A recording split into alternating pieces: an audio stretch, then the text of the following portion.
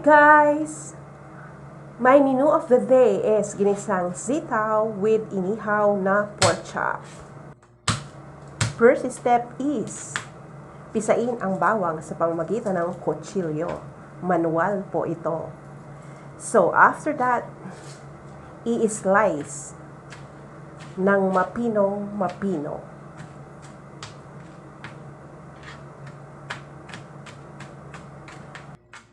Mas maganda if mapino ang bawang para mas maging malasa ang ating menu for today.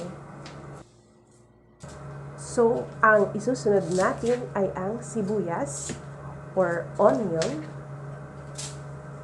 So, balatan muna natin ito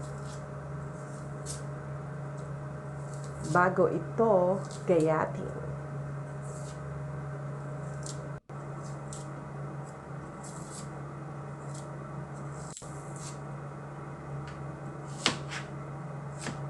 Ayan, after na balatan, gayatin din ito ng mapino.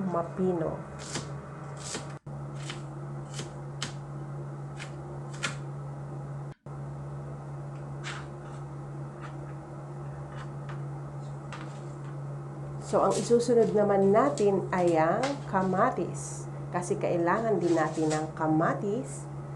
So, first thing, of course, kailangan hugasan ng mabuti ang kamatis bago ito gayatin.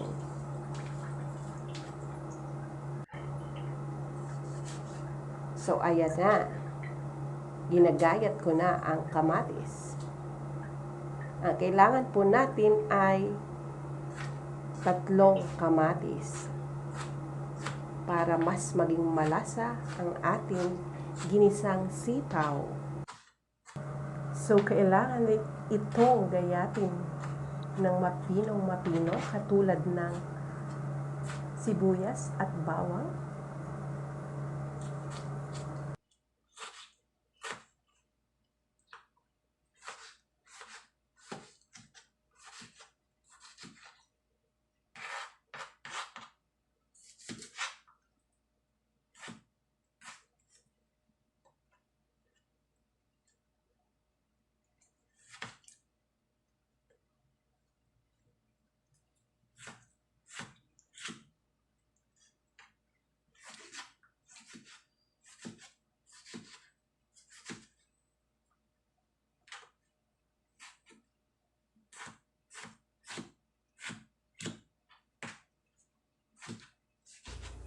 I almost finished cutting my tomatoes.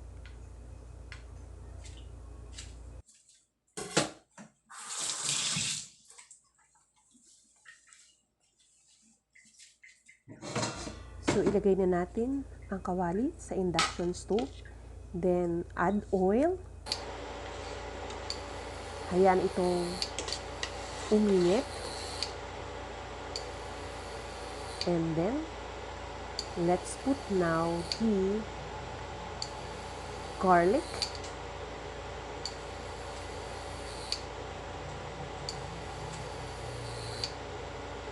Okay. Hayaan lang itong mas maging mainit pa. Then, ilalagay na natin ang ating garlic.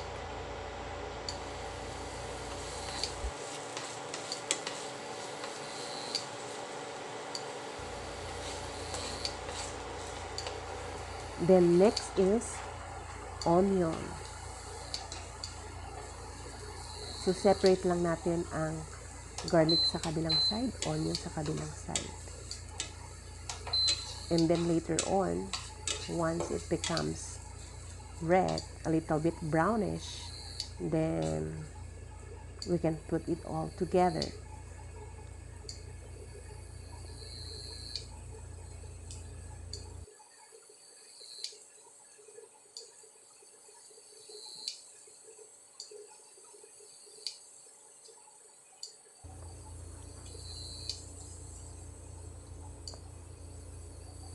Ayan. Hintayin lang natin na mas maging brownish pa. So, we can add now the tomatoes.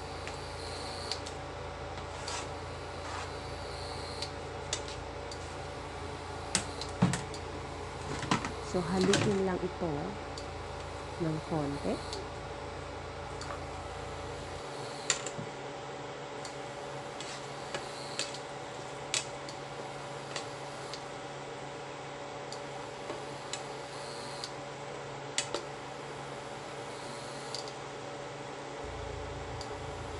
Pasensya na sa konting ingay kasi clean as you go tayo.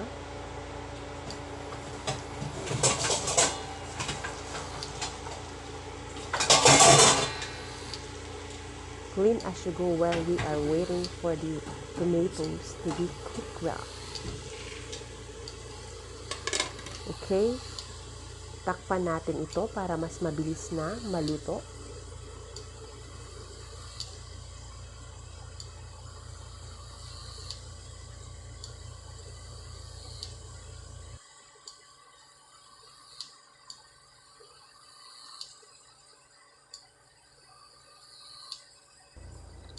Ayan, konting wait pa. Hintayin natin itong maluto ng mas mabuti. Kailangan durog na durog ang tomato para mas malasa. It will add a better taste to our ginisang sitaw.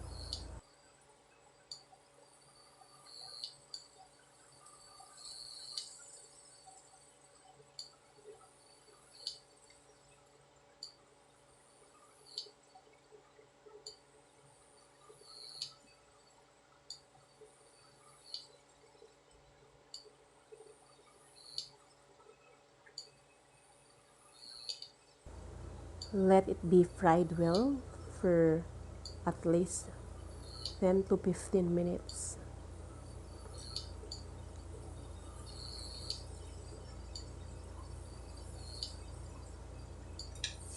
So let's check if it's already soft.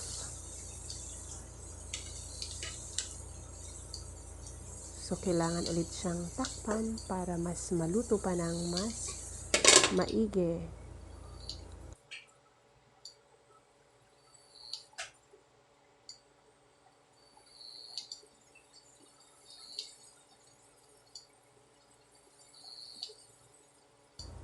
So let's check it again.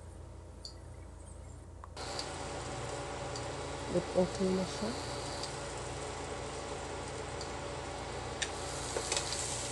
Haluin ito ng mabuti para mas maging pantay ang pagkaluto ng ating tomato.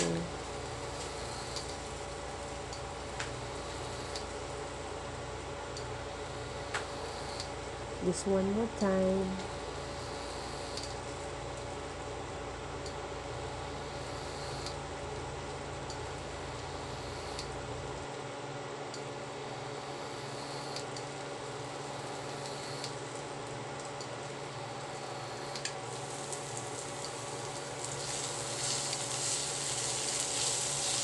Ayan, durugin natin ng mabuti ang slice na kamatis para mas malasa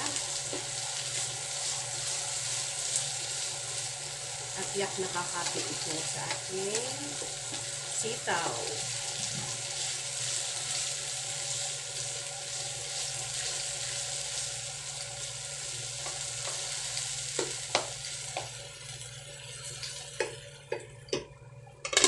Ulit para mas lumambot.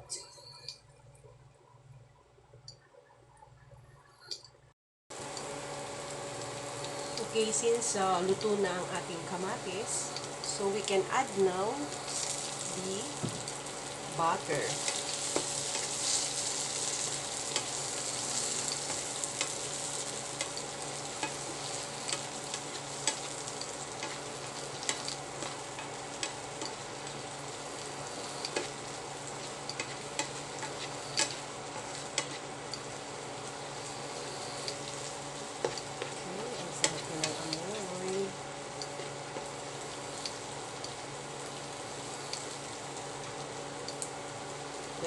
with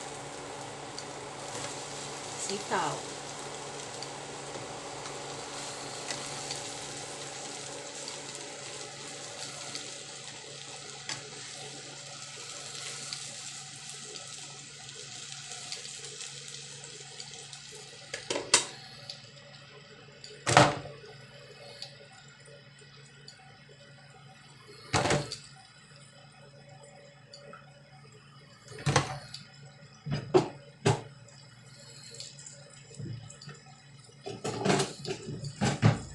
Medyo maingay ulit tayo kasi clean as you go ulit.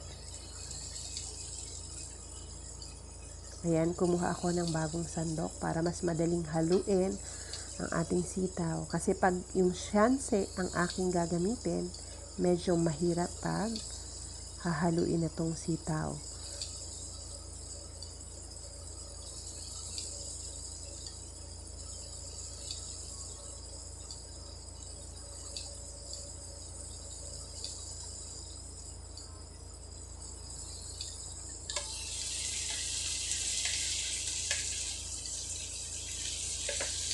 Ayan. Haluin pa para masiguradong pantay ang pagkaluto ng sitaw.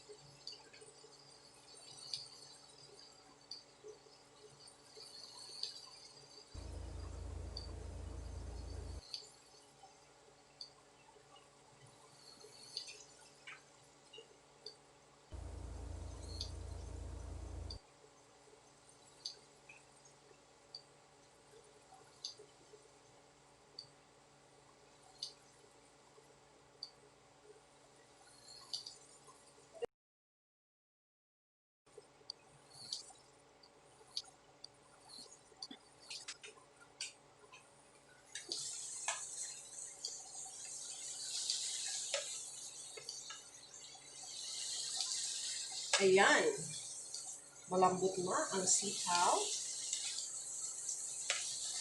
Mukhang yummy na siya. So, it depends on you if you wanted to add a salt or a tomato. Sorry, it's a soy sauce. I will add now the soy sauce.